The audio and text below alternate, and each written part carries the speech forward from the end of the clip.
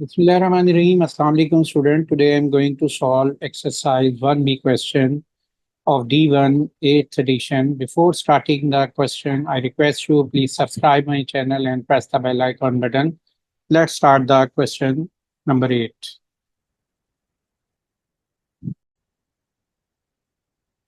Question 8. Find the smallest non-zero whole number which can be multiplied by 162 to give a cube number.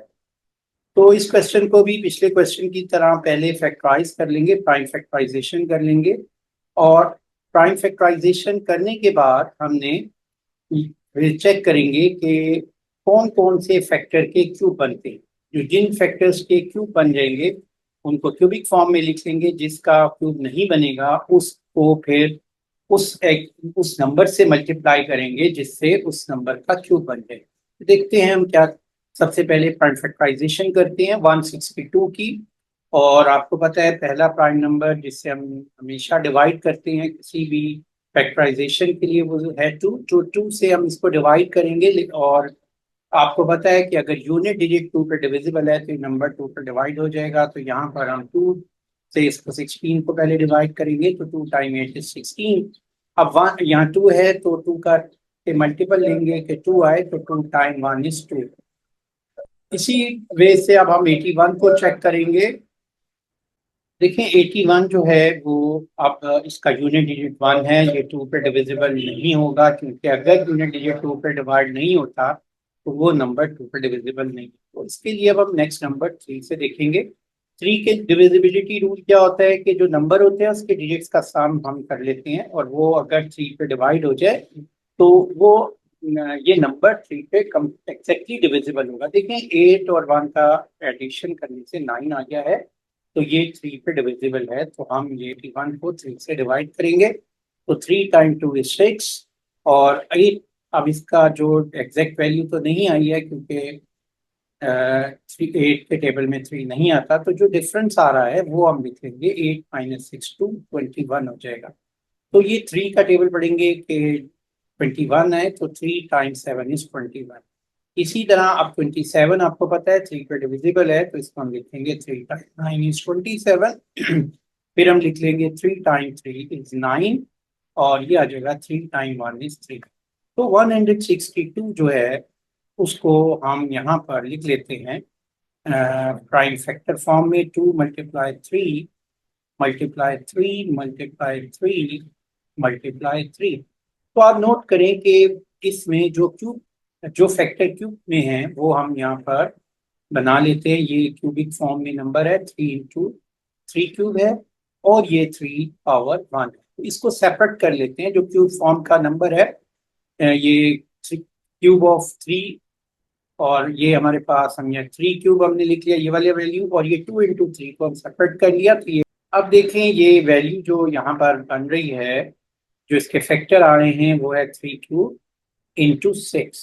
अब आपने जो दूसरा factor है वो भी क्यूबिक फॉर्म में होना चाहिए, तो क्या करेंगे कि हमें 6 इंटू 6 से इसको मल्टीप्लाई कर देंगे। तो और इधर भी 6 इंटू 6, तो ये वैल्यू जब 6 इंटू 6 करेंगे तो ये क्या बन जाएगी, हमारे पास वैल्यू बन जाएगी 162 मल्टीप्लाई बाय कितनी वैल्यू आ रही है 36, और यहाँ पर हम इसको लिख लेंगे 3 क्यूब, और ये वैल्यू भी आ जाएगी हमारे पास क्यूबिक फॉर्म में। तो 6 इंटू 6 और ये वैल्यू भी क्यूबिक फॉर्म में आ गई है। तो वो नंबर जिससे ये क्यूबिक फॉर्म में कन्वर्ट हो जाएगा वो कौन सा नंबर है, वो है 36। तो ये जो नंबर आ रहा है 36, ये इसका आंसर होगा। अगर हम इसको 36 से 162 को मल्टीप्लाई करें और इसकी रीजन देख लें कि यहाँ पर ये भी 3 क्यूब हो गया है और ये भी 6 क्यूब हो गया है। तो 36 is the answer when we multiply this number 162 to get a cube number. तो ये हमारा आंसर है। अब हम आ जाते हैं नेक्स्ट क्वेश्चन पे। Question 9, textbook is open at random without using calculator. Find the pages that the textbook is open to given the product of the facing number is 420। यहाँ पर इस क्वेश्चन में वो कह रहा है कि अगर आप टेक्स्ट बुक ओपन करते हैं तो उसके जो 2 पेजेस आएंगे उसकी जो प्रोडक्ट है 420 आती है, तो वो पेज नंबर आपने बतानी है। तो देखें, जब भी आप कोई बुक ओपन करते हैं तो जो 2 पेजेस खुलते हैं वो कंसेक्यूटिव नंबर्स होते हैं। जैसे अगर आपने पेज नंबर कोई भी बुक ओपन की, अगर पेज नंबर 10 है तो अगला 11 होगा, सेकंड पेज। इसी तरह अगर 30 है तो 31 होगा। तो इस तरीके से कोई भी 2 पेज नंबर जो है वो कंसेक्यूटिव नंबर होते हैं। तो इसलिए हम यहाँ पर लिख लेते हैं कि let n and n+1 are facing pages. तो फिर क्या है कि इन दोनों की प्रोडक्ट यानी n+1 इक्वल क्या आ जाएगी, 420 आ जाएगी। बेसिकली आपने 2 ऐसे नंबर लिखने हैं जो कंसेक्यूटिव भी हैं और 420 के फैक्टर भी हैं। तो आपने इसको यहाँ से डिफरेंट फैक्टर्स लेकर और उन लेंगे और उससे देखेंगे कि उनकी जो मल्टीप्लिकेशन है वो 420 आ जाए। एक तो वही ये था कि आप पहले 2 से करें, फिर 3 से करें और 420 को डिवाइड और उनके फैक्टर लिखते जाएं प्रोडक्ट फॉर्म में। जैसे अगर मैं इसको 2 से डिवाइड करूं तो ये मेरे पास आ रहा है 210, लेकिन ये कंसेक्यूटिव नंबर्स तो नहीं है। फिर 3 से करके देखते हैं तो, लेकिन ये लॉन्ग वे है। तो आप शॉर्ट वे ये है कि आपने जो भी नंबर यहाँ पर दिया होगा उस नंबर को देखना है कि वो किस परफेक्ट स्क्वायर नंबर से क्लोज है।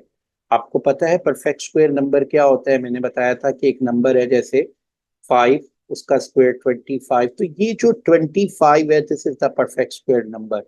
तो वो नंबर आपने देखना है जो 420 के क्लोज परफेक्ट स्क्वायर नंबर है। तो आप देखो कि 400 जो कि 20 का स्क्वायर है ये इससे क्लोज है। तो इसलिए अगर आपका नंबर n20 है, if n is equal to 20, तो देन n+1 क्या हो जाएगा, 21। यानी दूसरा नंबर क्या हो जाएगा, 21। तो अब चेक करेंगे कि इसकी प्रोडक्ट जो है 20 × 21, क्या ये 420 बनती है? बिल्कुल बनती है। तो हम ये कहेंगे hence the page numbers are 20 and 21। तो ये हमारा आंसर आया। Question number 10, the area of square photo frame is 250 centimeters square. Find the perimeter of photo frame, leaving your answer correct to 1 decimal place. देखें, इस question में आपने find क्या करना है, पेरीमीटर फाइंड करना है।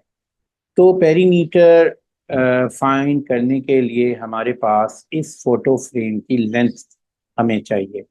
तो क्योंकि ये स्क्वायर फॉर्म में है तो ये तमाम साइड्स की लेंथ इक्वल होंगी। तो जब हम पेरीमीटर फाइंड करना चाहेंगे, जैसे कि यहाँ पर मैं अगर पेरीमीटर और स्क्वायर फोटो फ्रेम फाइंड करना हो तो मैं क्या लिखूंगा कि इसका फॉर्मूला लिख दूंगा, perimeter square photo frame 4 × length.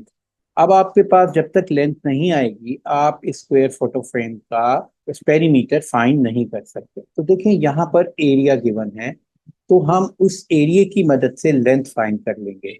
तो ये जो एरिया है इसको मैं यहाँ पर लिख लेता हूँ कि कितना एरिया दिया हुआ है।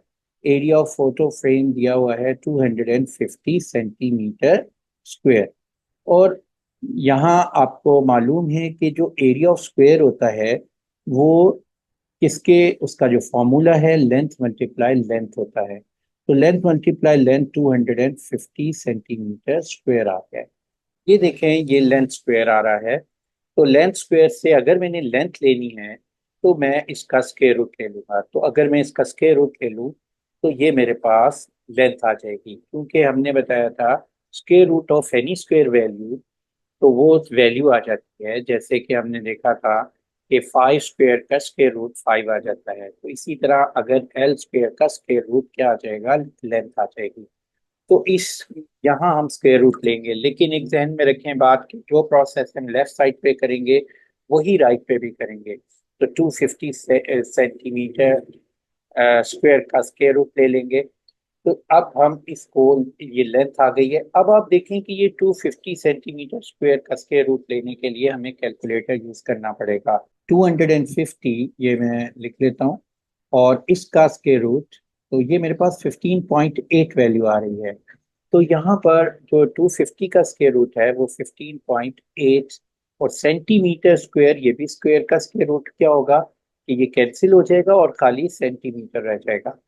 अगर ये क्वेश्चन विदाउट कैलकुलेटर वैल्यू होती तो विदाउट कैलकुलेटर में हम क्या करते कि यहाँ लिख लेते हैं विदाउट कैलकुलेटर। तो फिर तो हम फिर टू क्या करते कि 250 से क्लोजेस्ट परफेक्ट स्क्वायर वैल्यू लेते। तो 250 के क्लोजेस्ट परफेक्ट स्क्वायर वैल्यू हमारे पास है 225, और 225 किसका स्क्वायर है, 15 का स्क्वायर है। तो इस केस में फिर हम यहाँ पर लिख लेते कि L square square root equal to 225।